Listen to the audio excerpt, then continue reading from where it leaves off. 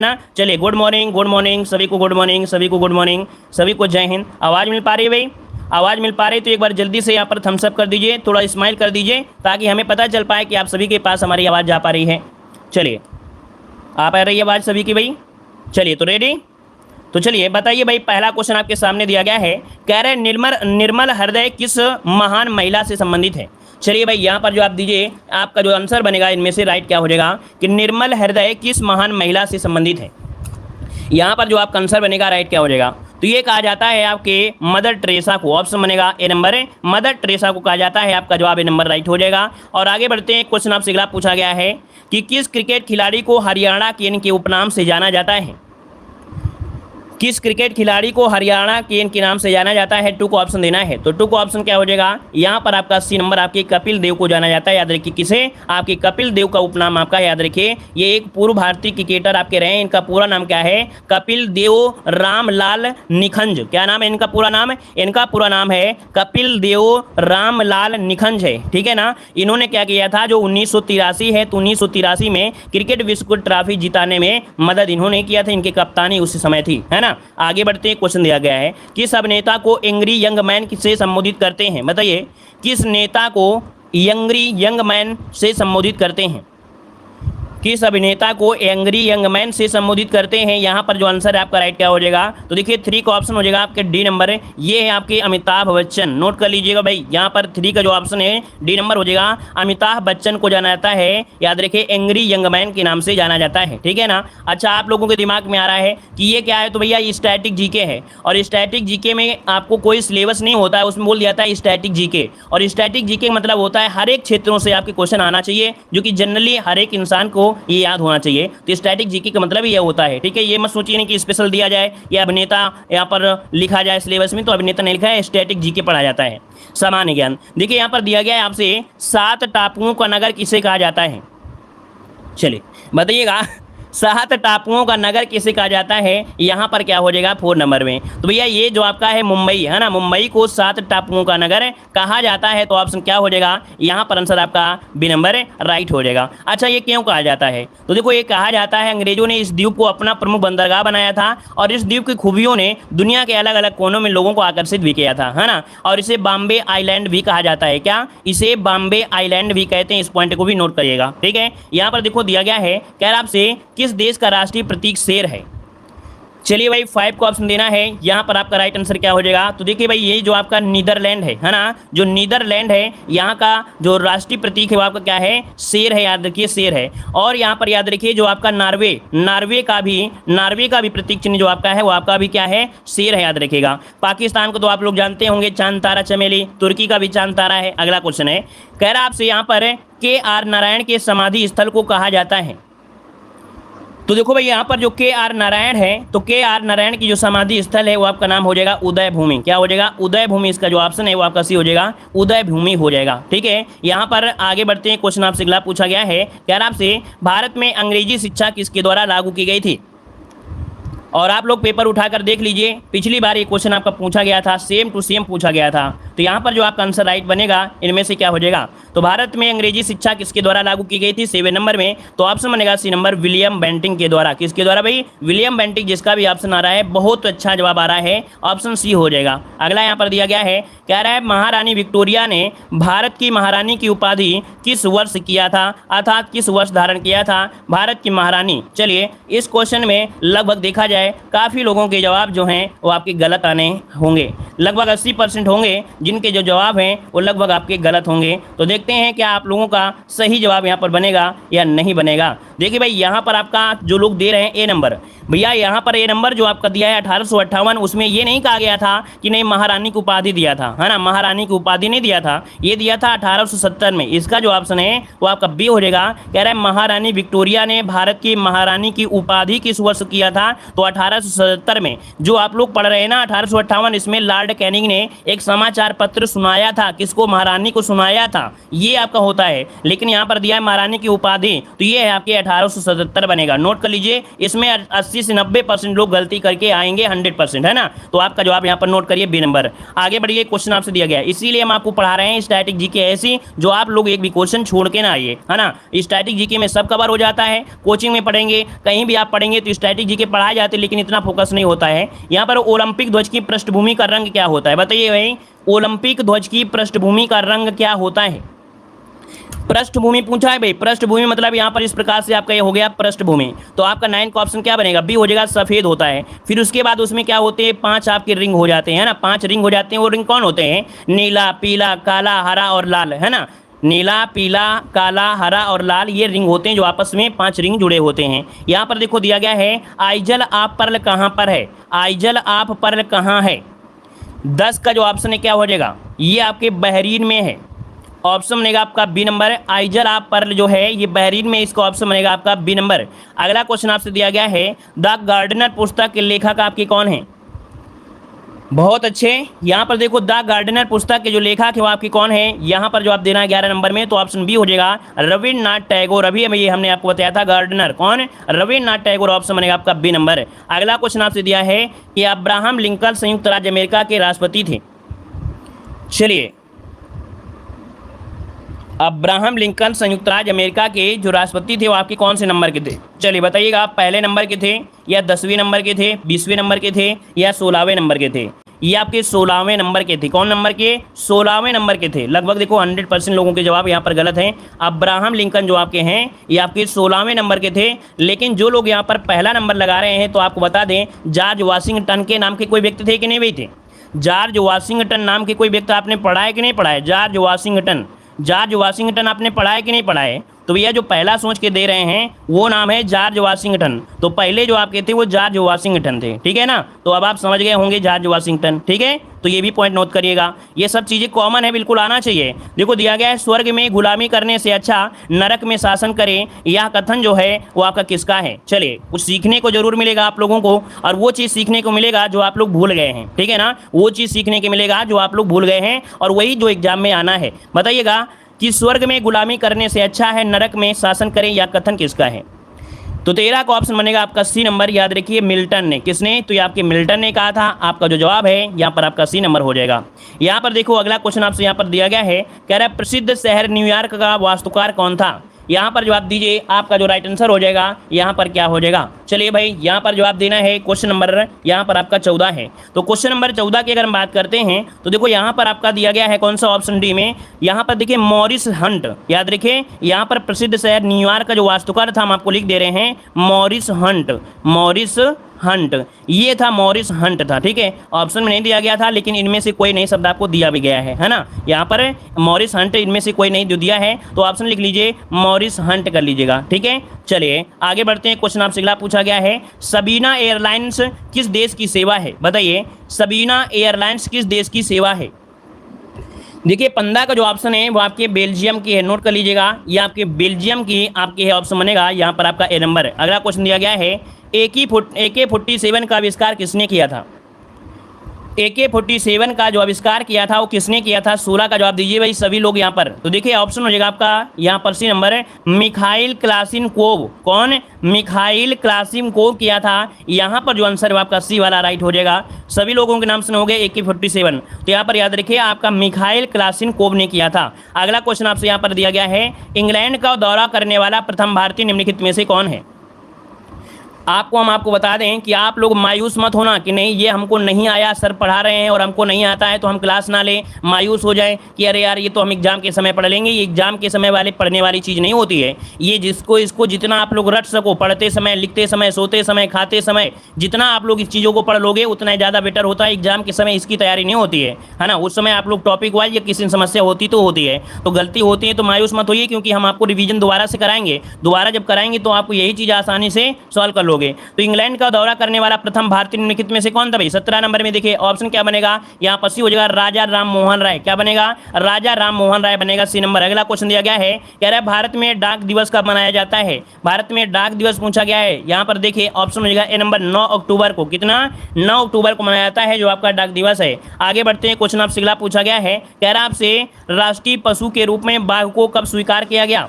यहाँ पर बताइए कि राष्ट्रीय पशु के रूप में यहाँ पर बताइए बाघ को जो स्वीकार किया गया, ये कब स्वीकार किया गया था साथियों? यहाँ पर देखिए 19 नवंबर में, और आपका जवाब यहाँ पर हो जाएगा बी, आपके नवंबर 1972 में। क्या? नवंबर 1972 में यहाँ पर पशु को, यहाँ पर राष्ट्रीय पशु के रूप में बाघ को स्वीकार किया गया था। यहाँ पर बी हो जाएगा। अगला क्वेश्चन आपसे यहाँ पर दिया गया है कि भारत का प्रथम नाभिकीय संयंत्र कौन सा है? बताइए, भारत का प्रथम नाभिकीय संयंत्र का नाम आपको बताना है। यहाँ पर देखिए भी इसको ऑप्शन हो जाएगा आपका बी नंबर, अप्सरा, है ना। क्या है भाई? यहाँ पर अप्सरा जो ऑप्शन आ रहा है बिल्कुल राइट हो जाएगा, अप्सरा। आगे बढ़ते हैं, क्वेश्चन दिया गया है, और ये क्वेश्चन अभी आपके बीएड एग्जाम में क्वेश्चन पूछा गया था। बीएड एग्जाम में क्वेश्चन यही पूछा गया था, सेम टू सेम, है ना। यहाँ पर देखो दिया गया है कि विश्व बैंक की उदार ऋण प्रदान करने वाली खिड़की किसे कहा जाता है? विश्व बैंक की उदार ऋण प्रदान करने वाली खिड़की किसे कहा जाता है 21 नंबर में? तो ऑप्शन हो जाएगा आपका बी, ये जो आपकी है आईडीए, अर्थात जो अंतर्राष्ट्रीय विकास संघ है। आईएमएफ मत लगाइएगा, क्योंकि आप लोग ना आईएमएफ लगा देते हो भाई, है ना। ये आपकी गलती होती है, आप बहुत जल्दी से आईएमएफ में पहुंच जाते हो कि विश्व बैंक की उदार ऋण। तो यहाँ पर याद रखिए, विश्व बैंक की उदार ऋण प्रदान करने वाली खिड़की बोलते हैं आईडीए, अर्थात अंतर्राष्ट्रीय विकास संघ को बोला जाता है। ऑप्शन नोट करिएगा, बी नंबर इसका हो जाएगा। जिनसे गलती हो रही है उस क्वेश्चन को स्क्रीनशॉट जरूर लीजिएगा। और वीडियो भाई पसंद आ रहा है और आपको लग रहा है ना कि बहुत जानदार तैयारी हमारी इस चैनल से होगी और हमारे बहुत बेहतरीन नंबर आएंगे, तो आप लोग भाई चैनल को सब्सक्राइब करने के साथ साथ वीडियो को लाइक जरूर करिएगा भाई, ठीक है। वीडियो को लाइक जरूर करिएगा। यहाँ पर देखो आपका क्वेश्चन आ गया है, एनकेपी साल्वे ट्रॉफी किस खेल से संबंधित है? एनकेपी साल्वे ट्रॉफी किस खेल से संबंधित है 22 नंबर में? तो 22 का ऑप्शन बी हो जाएगा, आपके क्रिकेट से संबंधित है। देखिए जवाब लगभग सभी का आ गया है, आपके क्रिकेट से संबंधित है। और अगला क्वेश्चन आपसे दिया गया है कि इंटरनेशनल ओलंपिक कमेटी का मुख्यालय कहाँ पर स्थित है?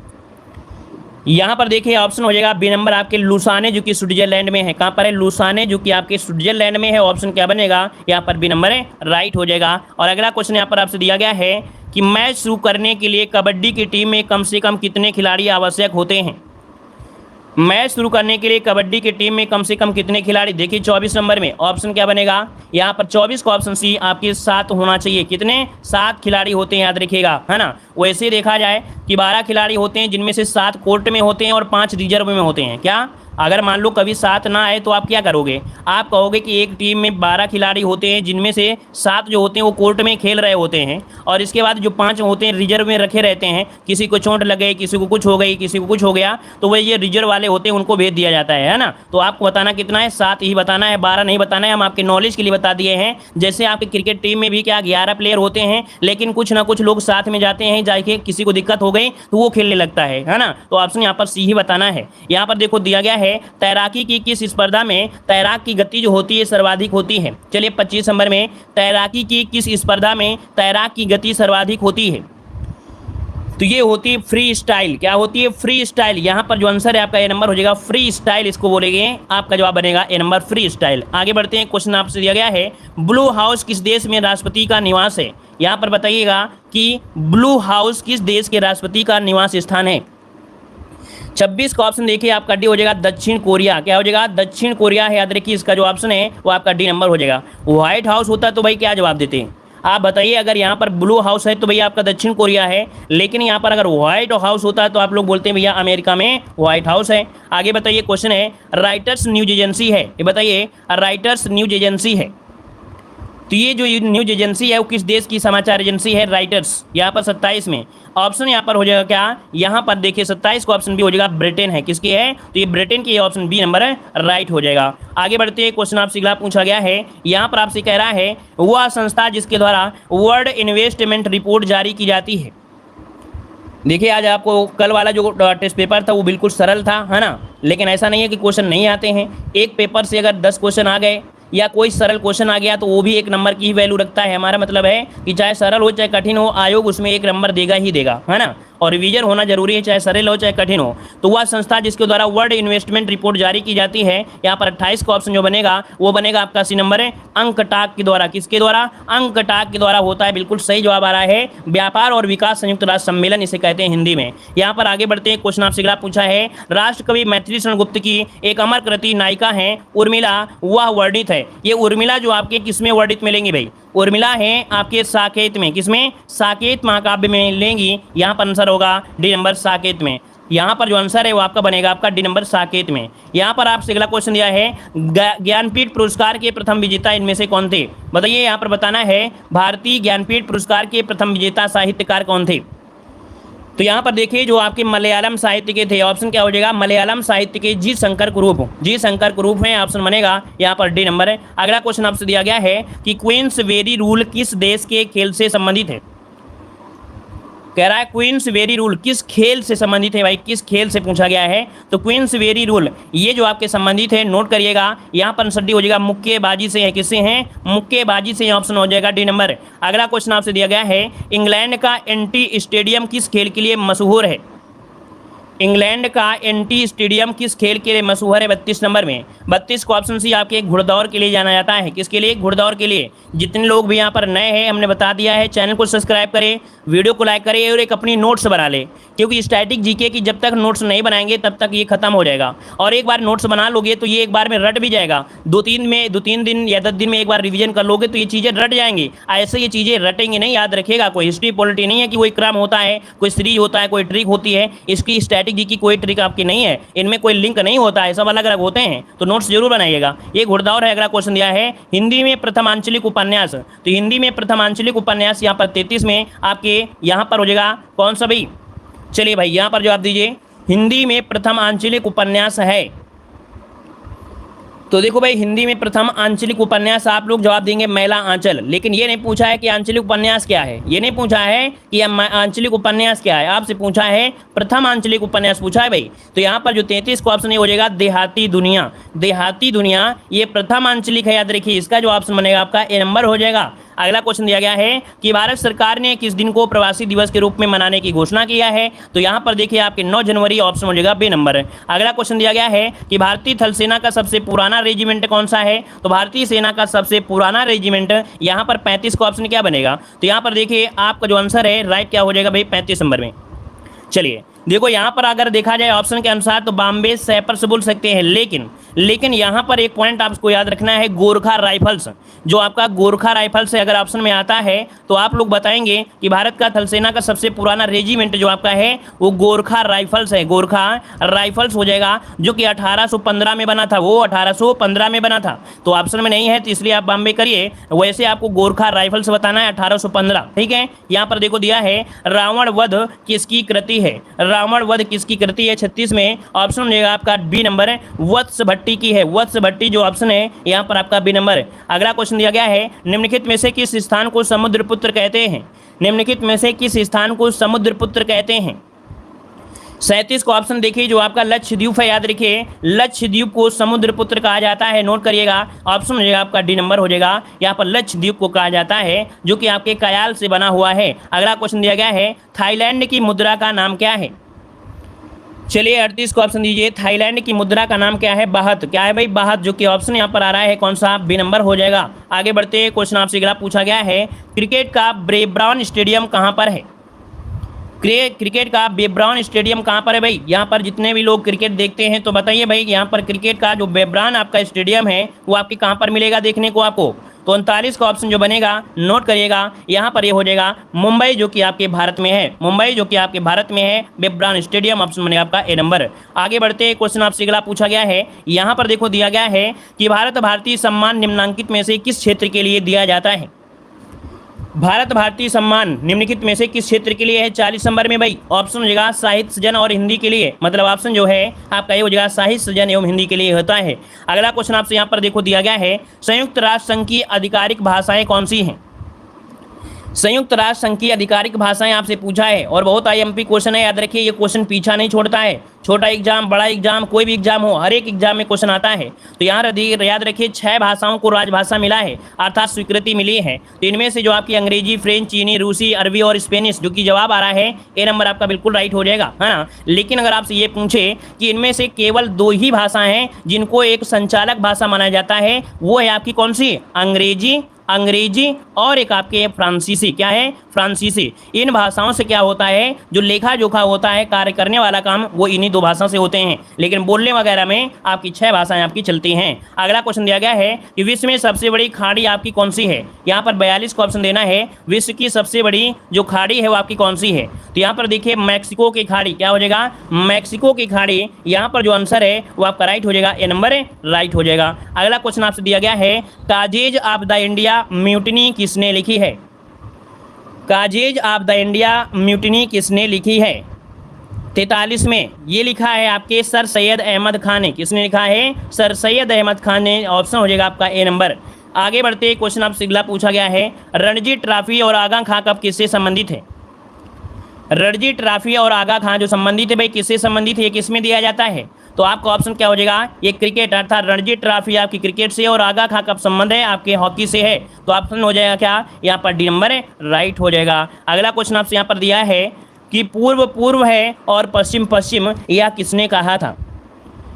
पूर्व पूर्व है और पश्चिम पश्चिम, यह कहा किसने था? देखिए 45 नंबर में ये कहा था आपके किसने? तो ऑप्शन हो जाएगा Rudyard Kipling. Rudyard Kipling. Option क्या हो जाएगा आपका? ए नंबर। ऐसे याद रखिएगा, जो कपलिंग होता है 2 चीज़ों को जोड़ने का कार्य करता है। जो कपलिंग होता है जोड़ने का, पूरा पूरा पश्चिम पश्चिम पूरा पूरा में जोड़ रहे हैं, ऐसे समझ लीजिएगा, तो रूड किपलिंग हो जाएगा। आगे बढ़ते क्वेश्चन दिया गया है, कह रहा है आपसे यहाँ पर, भारत का पहला राज्य जहाँ फोटो पहचान पत्र के आधार पर मतदान हुआ है। भारत का पहला राज्य जहां फोटो पहचान पत्र के आधार पर मतदान हुआ, यहाँ पर 46 नंबर में। तो भैया 46 का जो ऑप्शन है वो आपका सी हो जाएगा। आपके त्रिपुरा में हुए थे। कहाँ पर? आपके त्रिपुरा में हुए थे। ऑप्शन बनेगा यहाँ पर सी नंबर। अगला क्वेश्चन आपसे दिया गया है कि देवधर ट्रॉफी किस खेल से संबंधित है? देवधर ट्रॉफी जो है किस खेल से है भाई? तो ये आपके दी जाती है किसमें? आपके क्रिकेट से संबंधित है। किसे? आपके देवधर जो ट्रॉफी है वो किसे है? आपकी क्रिकेट से है। अगला क्वेश्चन आपसे यहाँ पर देखो दिया गया है, कह रहा है निम्नलिखित में से किस खिलाड़ी को पुगिलिस्ट कहा जाता है? पुगिलिस्ट कहा जाता है। सॉरी, हमने यहाँ पर देखो 47 में क्या लगाया है? 47 में क्रिकेट ही लगाया है ना भाई? हाँ ठीक है भाई, सही है। चलिए यहाँ पर देखिए क्वेश्चन नंबर आपका 48 है। कंफ्यूज हो गए थे। कह रहा है निम्नलिखित में से किस खिलाड़ी को पुगिलिस्ट कहा जाता है? तो 48 को ऑप्शन बनेगा ए नंबर। ये मुक्केबाजी को, है ना, याद रखिए, किस खिलाड़ी को पुगिलिस्ट? तो आपकी मुक्केबाजी वाला जो खिलाड़ी होता है उसे पुगिलिस्ट कहा जाता है। अगला क्वेश्चन आपसे यहाँ पर दिया गया है, स्वर्ण कमल पुरस्कार किस क्षेत्र में दिया जाता है? स्वर्ण कमल पुरस्कार जो दिया जाता है किस में दिया जाता है भाई? स्वर्ण सिनेमा के मामले में, अर्थात सिनेमा साहित्य में। ऑप्शन बी हो जाएगा। और अगला क्वेश्चन दिया गया है, कह रहा है इग्नू का मुख्यालय कहाँ पर है? इग्नू का मुख्यालय कहाँ पर है? तो चलिए इग्नू का मुख्यालय यहाँ पर आपसे पूछा गया है और अच्छा क्वेश्चन दिया है भाई। 50 नंबर में जवाब दीजिए। यहाँ पर क्या हो जाएगा? तो ऑप्शन हो जाएगा आपका बी नंबर। आपके कहाँ पर? नई दिल्ली में, है ना। इग्नू मतलब होता है, इसे बोलते हैं इंदिरा गांधी राष्ट्रीय मुक्त विश्वविद्यालय, IGNOU, इसको बोलते हैं इंदिरा गांधी राष्ट्रीय मुक्त विश्वविद्यालय, है ना, जो कि भारतीय संसदीय अधिनियम 1985 के द्वारा स्थापित किया गया था। ये केंद्रीय विश्वविद्यालय था और इसका मुख्य कार्यालय नई दिल्ली की जो मैदान गढ़ी है वहाँ पर स्थापित हुआ है और दुनिया का सबसे बड़ा विश्वविद्यालय भी है। तो यहाँ पर आंसर क्या हो गया? B number. यहाँ पर नई दिल्ली आपका आंसर है, राइट हो गया। तो इस प्रकार से ये टेस्ट भी आपका कंप्लीट हो गया। धन्यवाद सभी को, जय हिंद।